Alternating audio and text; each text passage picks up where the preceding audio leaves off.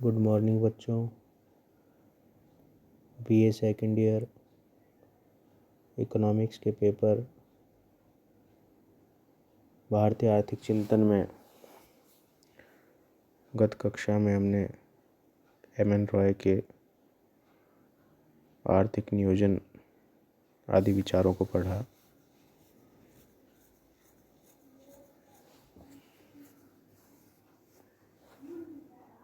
M.N.. Roy ने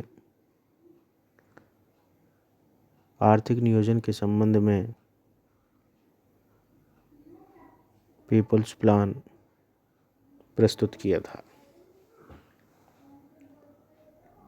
उन्होंने आधुनिक तकनीक अपनाते हुए कृषि उत्पादन में वृद्धि की वकालत की।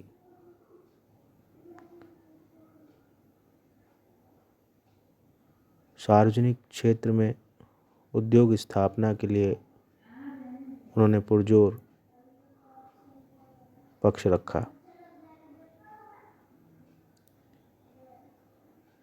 एम.एन. रॉय ने नव मानववाद न्यू ह्यूमनिज्म के बारे में बात की।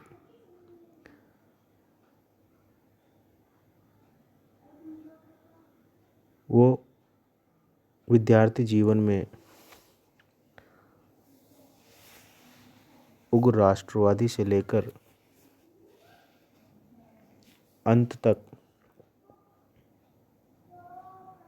नव मानववाद के प्रवर्तक बने। मध्य में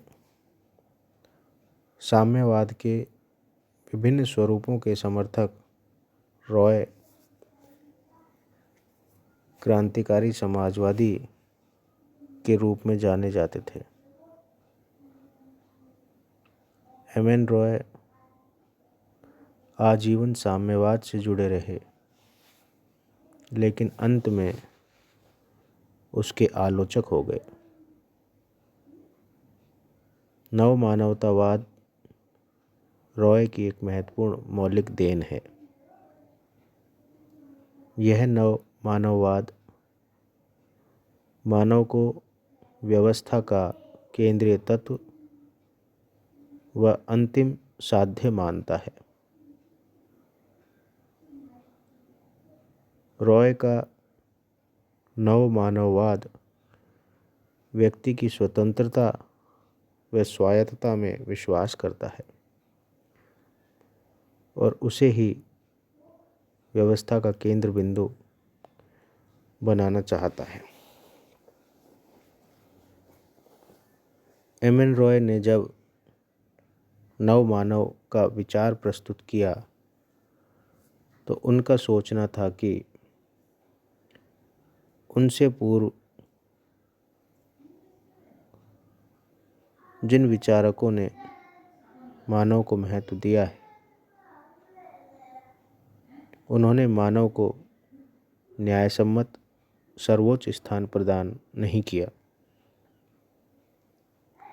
रॉय का मत था कि पश्चिमी व्यक्तिवाद, गांधी के अध्यात्म आधारित आदर्शवाद तथा मार्क्सवादी साम्यवाद आदि लगभग सभी विचारधाराओं में व्यक्ति की प्रतिष्ठा की किसी न किसी सीमा तक उपेक्षा की गई है।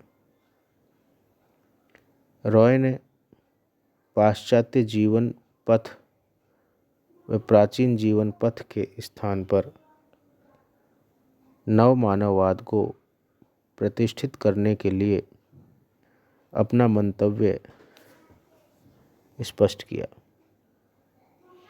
उन्होंने कहा कि यह पाश्चात्य या भारतीय जीवन पद्धति का प्रश्न नहीं है। प्राचीन भारतीय जीवन पद्धति भी इतनी अच्छी नहीं कि उसको अक्षुण्ण बनाए रखें।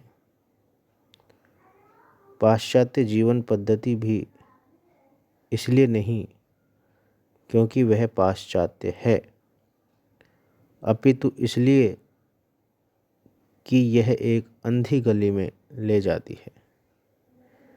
और उसके प्रति कोई आकर्षण नहीं है। हमें आवश्यकता एक नई जीवन पद्धति की जो कि मानवतावादी पथ हो, जहाँ व्यक्ति की योग्यताएं ही निर्णायक होती हों, उन्हें प्रणाली निश्चित करने की अनुमति हो जिसमें वे कार्य कर सकते हैं और जीवन यापन कर सकते हैं। चीन में साम्यवादी विचारधारा के प्रवर्तक माओ ने भी नव मानव की अवधारणा प्रस्तुत की, लेकिन उनका नव मानव सर्वाधिकारी राज्य के अंतर्गत थी, जबकि रॉय ने नव मानववाद की संकल्पना प्रजातंत्र के अंतर्गत की, जो कहीं अधिक श्रेष्ठ है। आज हम जिस नव अंतर्राष्ट्रीय अर्थव्यवस्था की संकल्पना कर रहे हैं, उसमें भी विस्तृत संकल्पना नव मानववाद के अंतर्गत रॉय ने एक विश्व राज्य को प्रस्तुत की। रॉय के अनुसार राष्ट्रवाद एक संकीर्ण विचारधारा है जो मानव मात्र की विश्वव्यापी एकता में बाधा है। उन्होंने राष्ट्रीय राज्यों की सीमाओं से परे स्वतंत्र स्त्रियों व पुरुषों के सार्वभौम समुदाय की कल्पना की। यही रॉय के नव मानववाद का आदर्श है। उन्होंने कहा कि नव मानववाद सार्वभौम है, नैतिक दृष्टि से स्वतंत्र व्यक्तियों का सार्वभौम समुदाय राष्ट्रीय राज्यों की सीमाओं से प्रतिबंधित नहीं होगा। पूंजीवादी, फासीवादी, समाजवादी, साम्यवादी अथवा किसी अन्य प्रकार के वर्गीकरण 20वीं शताब्दी में हुए मनुष्य के पुनर्जागरण के प्रभाव से धीरे धीरे विलुप्त हो जाएंगे। एम.एन. रॉय एक विचारक की तुलना में आलोचक अधिक रहे। उनकी यह मौलिकता थी कि जिस रूप में कोई विचारधारा है, उसको उन्होंने उसी रूप में कभी स्वीकार नहीं किया, चाहे साम्यवाद हो या मार्क्सवाद, चाहे उदारवाद हो या समाजवाद। वे आजीवन समय के साथ साथ सभी से जुड़े रहे, लेकिन उन्होंने इन विचारधाराओं के साथ स्वयं को एक अलग मौलिक प्रस्तुति के साथ जोड़ा। लेकिन जीवन के अंतिम चरण उन्होंने इन सभी की आलोचना करते हुए स्वयं को दार्शनिक मनन चिंतन में लगा दिया और नव मानववाद की संकल्पना प्रस्तुत की।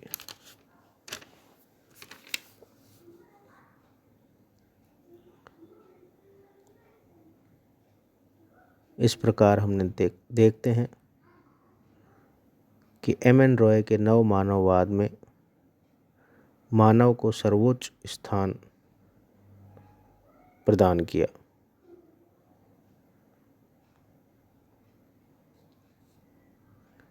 और आज जिस उदारवादी नव अंतर्राष्ट्रीय अर्थव्यवस्था की संकल्पना पूरे विश्व में है, उससे भी विस्तृत संकल्पना एक नव मानववाद के अंतर्गत है। नव मानववाद प्रजातंत्र के अंतर्गत स्थापित किया गया। नव मानववाद के विचार प्रजातंत्र के अनुरूप फलित होने के लिए एम.एन. रॉय ने विचार रखे। नव मानववाद मानव कल्याण के संदर्भ में रखा गया। मानव को सर्वोच्च स्थान दिया गया ताकि वो प्रजातांत्रिक तरीके से अपने निर्णय स्वयं कर सके।